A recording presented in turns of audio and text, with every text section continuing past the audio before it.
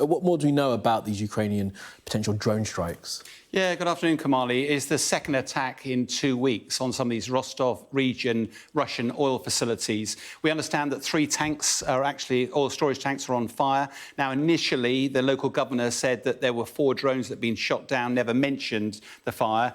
Later on in the day, they've now admitted that these are on fire. It's very similar, actually, to another attack only on the 18th of August. We're seeing the imagery here, the footage of this fire.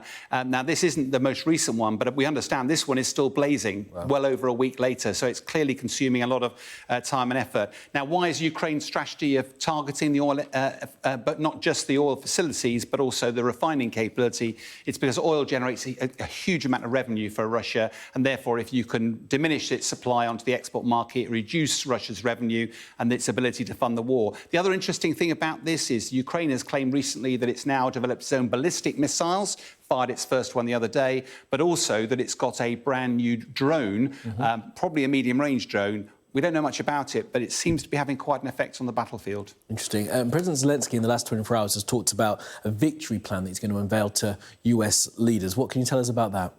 It's worth setting some context first here, because it's been a really difficult summer for Ukraine. Russia's been on the front foot in the Donbass. We're highlighting Proletarsky down here.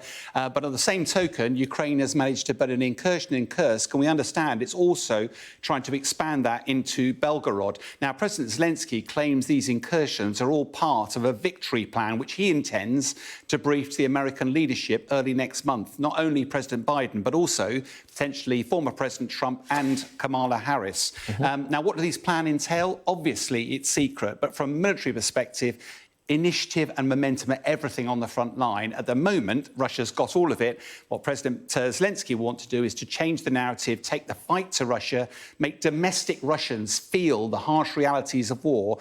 But of course, to do that, he needs the support from the West, not only in weapons, but also getting rid of some of the restrictions that currently reside on them. Yeah. What can you tell us about this video that's been released recently that appears to show a Russian jet being shot down?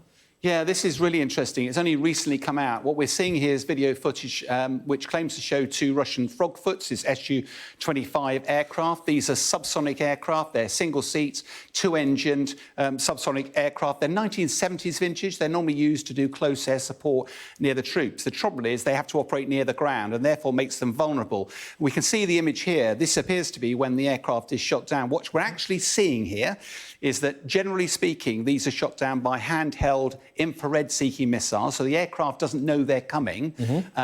So the reason you fly in 2 aircraft, I can't see directly behind me. So I'm looking behind my mate's aircraft, he's looking behind mine. He's almost certainly seen last minute a missile coming in. The guys tried to deploy flares, too late, and it's actually shot him down. It just shows that it's a really dynamic battlefield. We also understand that 33 to 43 of these aircraft have been shot down since the start of the war. That's just this type of aircraft. So it's incredibly, we focus a lot sometimes on the front line. This battlefield is very dynamic, not only on the ground, but also in the air.